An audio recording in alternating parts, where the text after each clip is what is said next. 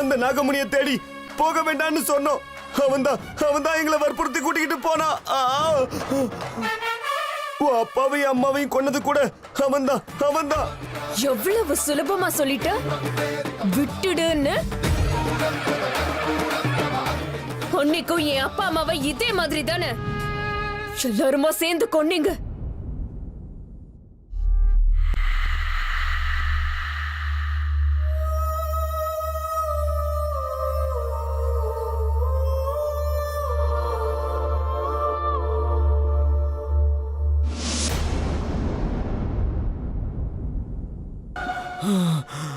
அந்த நாகராணி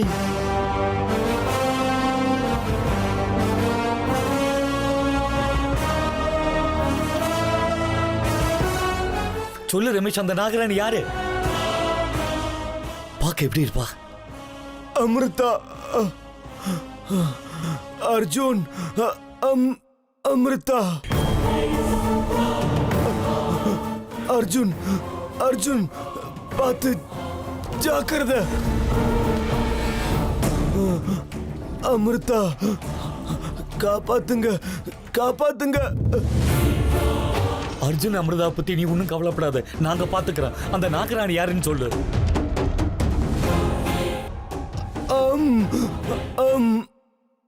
மா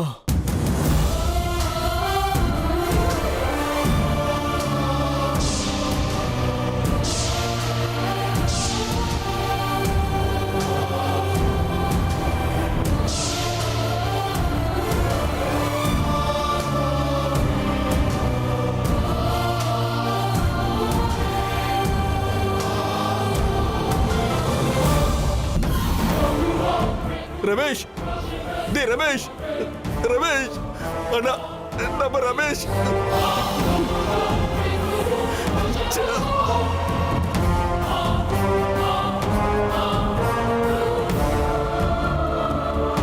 ருத்ரா, ரமேஷ் போயிட்டானா? முடிஞ்சது, அவ்வளவுதான். ஏண்டா இந்த இடத்துக்கு வந்த முட்டாள். அண்ணா, நம்ம ரமேஷ் தான்.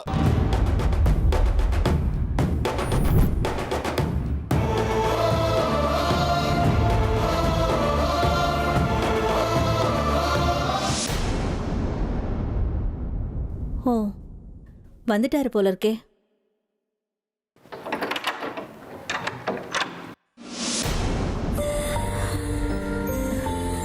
அமிர்தா, நீயா? என்னமாச்சு, தூக்கம் வரலையா? இல்ல அத்தை, என்னமோ தூக்கம் வர மாட்டேங்குது. அதான் உங்ககிட்ட பேசலான்னு வந்தேன். ரூம்குள்ள வரலாமா? அட பைத்தியமே, ஏன் ரூம்குள்ள வரதுக்கு பர்மிஷன் கேக்குற? வா வா, உள்ள வா வா.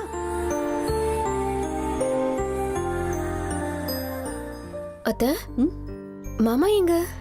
உங்க மாமாவை கேக்குறியா? ஏதோ வேலை இருக்குன்னு வெளியில கிளம்பி போயிருக்காரு. இன்னும் வரலம்மா. அமிர்தா, இன்னைக்கு இங்கேயே படுத்துக்கையே. எங்கேயா? பரவாயில்லையா? உங்களுக்கு ஒன்றும் தொந்தரவு இருக்காது? ஏன் மருமக ஏ ரூம்ல தூங்குறதுல எனக்கு என்னம்மா தொந்தரவு? ஆனா என் புள்ள அர்ஜுன் தான் ஒருவேளை கஷ்டப்பட்டாலும் படுவான். போங்க அத்தை, அப்படிலாம் ஒன்றும் இல்லை. வா இங்க, வா உட்காரு. அது சரி, நீ பாட்டுக்கு அர்ஜுனை தனியா விட்டுட்டு வந்துட்ட, என்னாச்சு? ஏதாவது சண்டையா உங்களுக்குள்ள? இல்லையே, அப்படியெல்லாம் எதுவும் இல்லை. அப்புறம் வேற என்ன?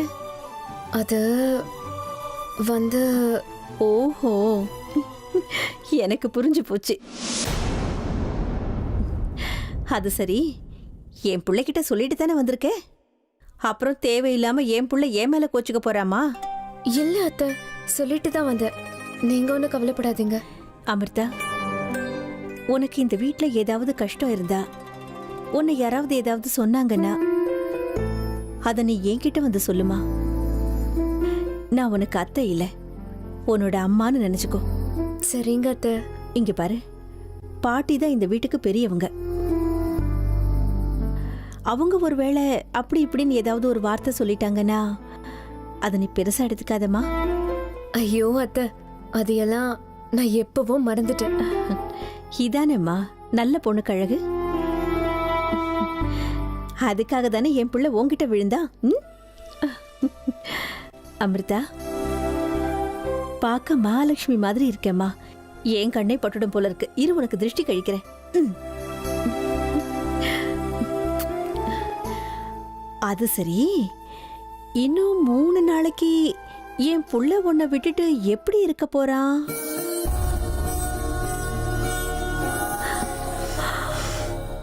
ஐயோ, வெக்கத்தை பாத்தியா?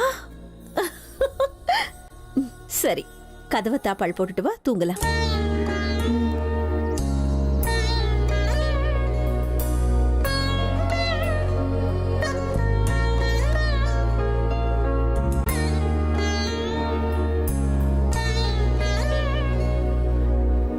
வாமா, படுத்துக்கோ.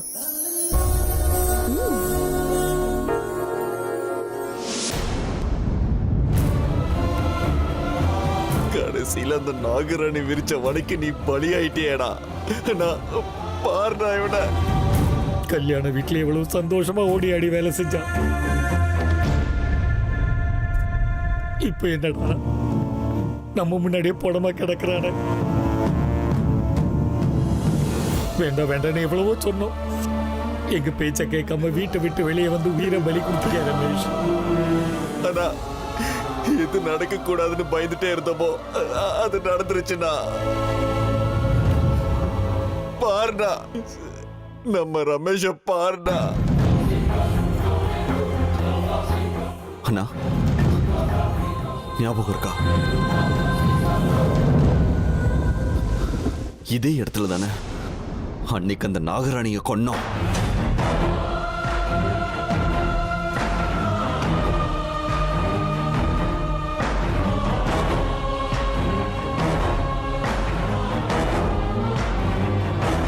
ஆமா ருத்ரா, இன்னைக்கு அதே இடத்துல அந்த நாகராணி நம்ம ரமேஷ கொன்னு இருக்கானா பாருனா. அப்படின்னா அந்த நாகராணிக்கு எல்லாமே தெரிஞ்சிருக்குன்னா நாம என்னெல்லாம் செஞ்சிருக்கோன்னு எல்லாமே அவளுக்கு தெரிஞ்சிருக்க. ஆமா ருத்ரா, அவ சாதாரணமானவ கிடையாது. இனிமே நாம ரொம்ப எச்சரிக்கையா இருக்கணும்டா. என்ன ஆனாலும் அவ வலையில நம்ம விழவே கூடாது.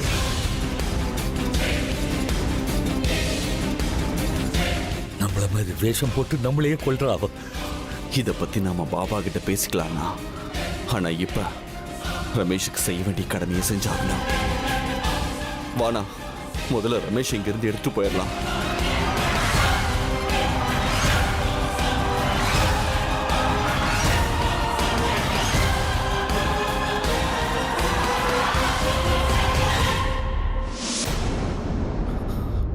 அண்ணா ஒரு நிமிஷம் இங்க பாரு. இது வளையல் விழுந்திருக்க. ஏதோ வளையல் இல்லடா, இது அவ வளையலா தான் இருக்கணும். ஆமாண்ணா, இதை வச்சு அவளை பத்தி கண்டுபிடிக்கிறதுக்கு வாய்ப்பு இருக்க. எதுக்கும் நாம இந்த வளையல நம்ம கிட்டே வச்சுக்கலாம்.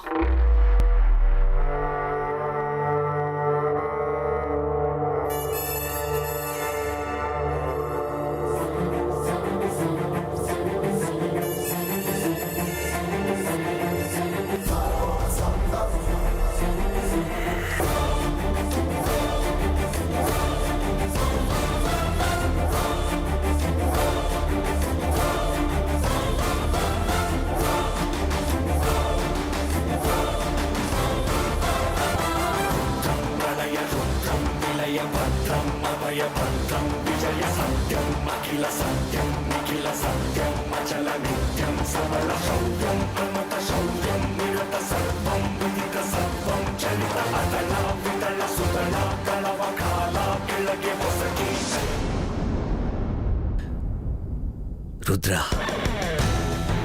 என்னானாலும் சரி இந்த விஷயம் வீட்டில் யாருக்கும் தெரியக்கூடாது. நாகராணியால தான் ரமேஷ் சத்தாங்கிற விஷயம் வீட்டில் தெரிஞ்சா வீட்டுல பெரிய பிரளயமே ஏற்பட்டுடும். என்ன பண்றது? எதையாவது சொல்லி மேனேஜ் பண்ணிக்கலாம்.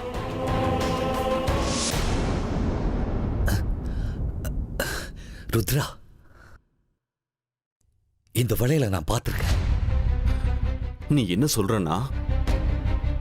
ஆமா ருத்ரா, இந்த வளையல நான் எங்கேயோ ரொம்ப பக்கத்துல இருந்து பார்த்திருக்கேன்னு நினைக்கிறேன். அப்படியா? எங்க பார்த்த? கொஞ்சம் ஞாபகப்படுத்தி சொல்லு. ஐயோ, சட்டுன்னு எங்க பார்த்தேன்னு ஞாபகம் வரல ருத்ரா. ஆனா ஒண்ணு மட்டும் நிச்சயம்டா, இந்த வளையல வச்சுக்கிட்டு அந்த நாகராணி யாரு என்னன்னு நம்ம கண்டுபிடிச்சு ஆகணும். இனிமே எந்த காரணத்தை கொண்டு அவன் நம்ம கிட்ட இருந்து தப்பிச்சு போக விடக்கூடாது. இந்த வளையல வச்சுக்கிட்ட அந்த நாகராணி யாருங்கிறது கண்டுபிடிச்சாகணும். அவளை தடயத்தை விட்டுட்டு போயிருக்கா. இதை வச்சு அவ யாருன்னு கண்டுபிடிச்சு நம்ம யாருன்னு அவளுக்கு காட்டணும்டா. நம்ம நண்பர்களை கொண்டு அவளை சும்மா விடக்கூடாதுடா, சும்மா விடக்கூடாது.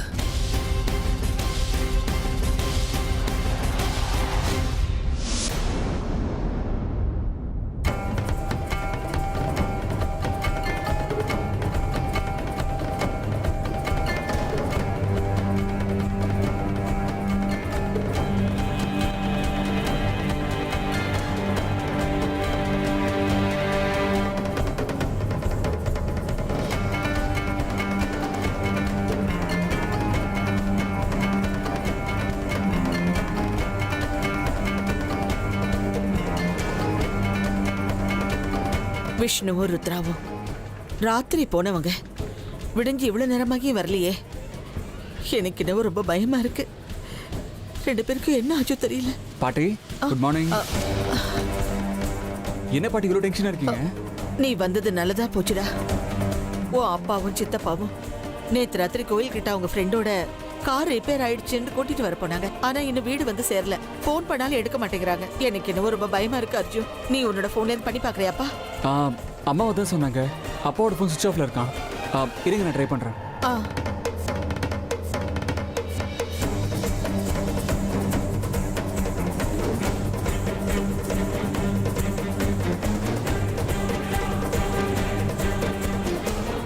இல்ல பாட்டி, ஃபோன் இன்னும் சுவிட்ச் ஆஃப்ல தான் இருக்கு. ஐயோ கடவுளே, இவங்க ரெண்டு பேரும் எங்க போனாங்க, என்னாச்சுன்னு எப்படி நான் தெரிஞ்சுக்கிறது? சரி வாங்க பாட்டி, அந்த கோவில் எங்க இருக்குன்னு உங்களுக்கு தெரியும்ல, ரெண்டு பேரும் போய் பார்த்துட்டு வரலாம். வேண்டாம் அர்ஜுன், நீ வீட்டை விட்டு எங்கேயும் வெளியே போக வேண்டாம். இன்னும் கொஞ்ச நேரம் வெயிட் பண்ணி பார்க்கலாம். இதைத்தான் நானும் எதிர்பார்த்தேன். பயத்துல இருக்கிற உங்களோட முகங்கள் எனக்கு ஆனந்தத்தை கொடுக்குது. பார்த்துக்கிட்டே இருங்க. இனிமே இந்த வீட்ல இப்படிப்பட்ட பயந்து போன முகங்கள், வார்த்தைகள் திரும்ப திரும்ப தொடர்ந்துகிட்டே இருக்கும். இனிமே காத்திருக்க முடியாது பாட்டி. வாங்க, என்ன நடந்தாலும் நான் பாத்துக்கிறேன் பாட்டி. வாங்க. அம்மா, அப்பா எங்கப்பா போயிருந்தீங்க? நாங்கெல்லாம் எவ்வளவு பயந்து போயிட்டோம் தெரியுமா? விஷ்ணு, நீயோ ருத்ராவோ நேத்து ராத்திரி போனீங்க. விடிஞ்சி நீ மட்டும் திரும்பி வந்திருக்க. என்னடா ஏன் முகம்லாம் வாடி போயிருக்கு? அது இருக்கட்டும், உங்க ஃப்ரெண்ட கூட்டிட்டு வரந்தானே ரெண்டு பேரும் போனீங்க. எங்கடா உன் ஃப்ரெண்டு? ஒன்றும் இல்லைம்மா, எனக்கு ரொம்ப டயர்டா இருக்கு. நான் போய் ரெஸ்ட் எடுத்துக்கிறேன். இல்லப்பா, ஒன்னும் இல்லைன்னு உங்க வாய் மட்டும்தான் சொல்லுது. ஆனா நடக்கக்கூடாது எதுவும் நடந்திருக்குன்னு உங்க முகத்தை பார்த்தா நல்லா தெரியுது. தயவு செஞ்சு எதையும் மறைக்காதீங்க. என்ன நடந்துச்சுன்னு சொல்லுங்க.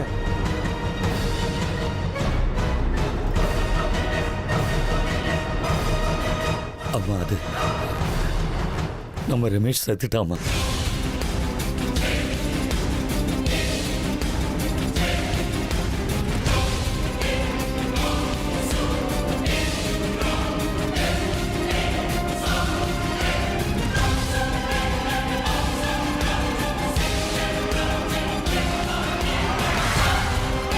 விஷ்ணு, நீ ஒண்ணு என்கிட்ட விளையாடல. நேத்து ராத்திரி அவன் கார் ரிப்பேர் ஆயிடுச்சு, போய் அவனை வீட்டுக்கு கூட்டிட்டு வரேன்னு சொல்லிட்டு தானே போனீங்க. இப்ப என்னடான்னா அவன் செத்துட்டான்னு வந்து சொல்றியேடா. என்னடா இதெல்லாம்? ராத்திரி ரமேஷ் கார் ஆக்சிடென்ட் ஆயிடுச்சாமா.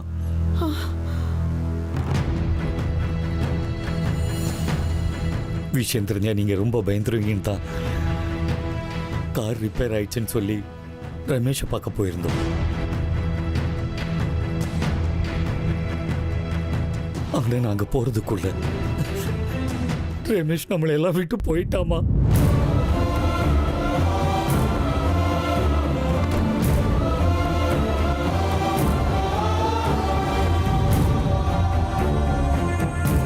அப்பா மனசு தேத்திக்கோங்கப்பா. ரமேஷ் அங்கிளுக்கு இப்படி நடந்திருக்க கூடாது. தயவு செஞ்சு மனசை தேத்திக்கோங்கப்பா.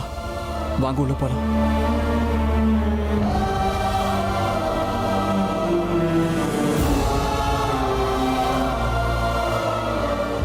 இது வெறும் ஆரம்பம் தாண்டா. போக போக என்னோட விஸ்வரூபத்தை பார்க்க தயாரா இருங்க.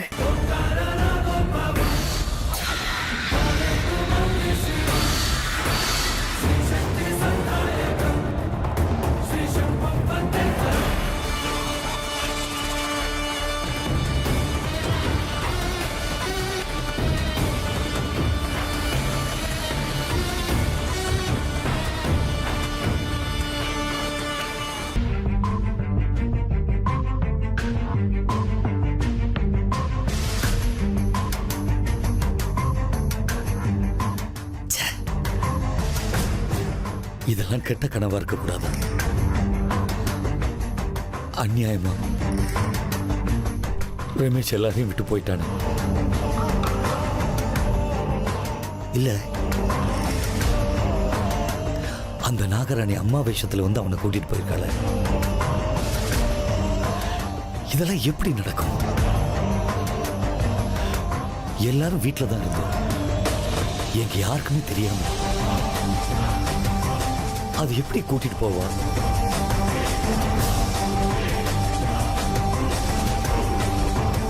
இல்ல, இனிமே நான் ரொம்ப எச்சரிக்கையா இருக்கணும். நாகராணி எந்த உருவத்திலையும் வரலாம். இனிமே உடம்பெல்லாம் கண்ணா இருக்கணும்.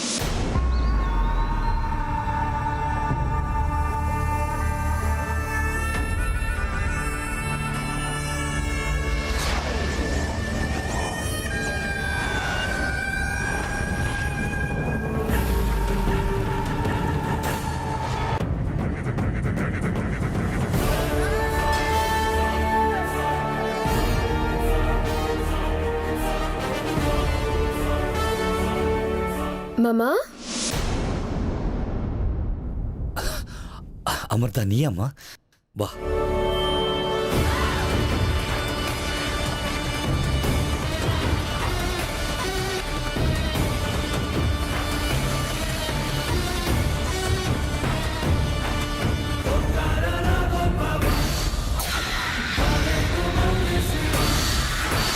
விஷயம் கேள்விப்பட்டேன். ரொம்ப வருத்தமா இருக்கு மாமா.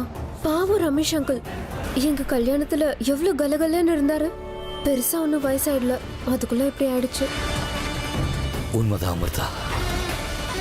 அவன் எங்களுக்கு ஃப்ரெண்டுங்கிறத விட இந்த குடும்பத்துல ஒருத்தனா இருந்தான். எனக்கு கூட பிறந்த தம்பி இழந்த மாதிரி இருக்குமா?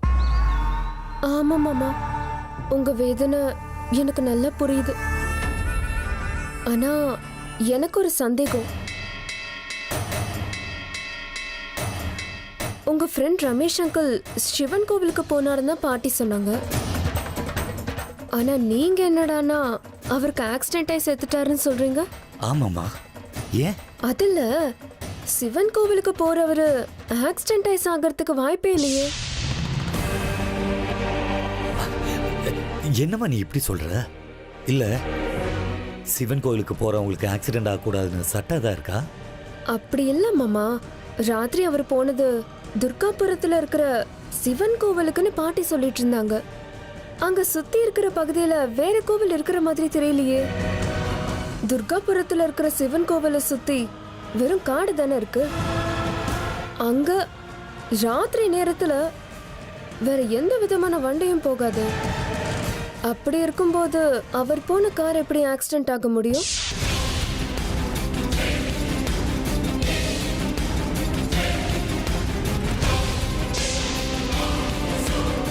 அது வந்து உங்க முகத்துல இருக்கிற பயத்தை பார்க்கும்போது நீங்க ஏதோ ஒரு பெரிய விஷயத்தை என்கிட்ட இருந்து மறைக்கிறீங்கன்னு தோணுது. சொல்லுங்க மாமா, அங்க உண்மையிலேயே என்ன நடந்துச்சு? யாருக்கும் வராத சந்தேகம் இவளுக்கு மட்டும் எப்படி வருது? என்னானாலும் சரி, நடந்த விஷயம் யாருக்கும் தெரியக்கூடாது. சொல்லுங்க மாமா, என்ன யோசிச்சுட்டு இருக்கீங்க? அதெல்லாம் ஒன்றும் இல்லைம்மா. ஆக்சிடென்ட்னா இன்னொரு வண்டி வந்து மோதனாதான் அது ஆக்சிடென்ட்னு அர்த்தம் இல்லை. ரமேஷோட காரில் பிரேக் ஃபெயிலியர் ஆயிருக்கு. நேர மரத்தில் போய் மோதிட்டான். அவன் கெட்ட நேரம் உயிர் போயிடுச்சு. ஓ அப்படியா? சரிங்க மாமா, நான் உள்ள போறேன். சீக்கிரம் சாப்பிட வாங்க, பாட்டி அத்தை எல்லாம் காத்துட்டு இருக்காங்க. சரிம்மா, நீ உள்ள போ, நான் வரேன்.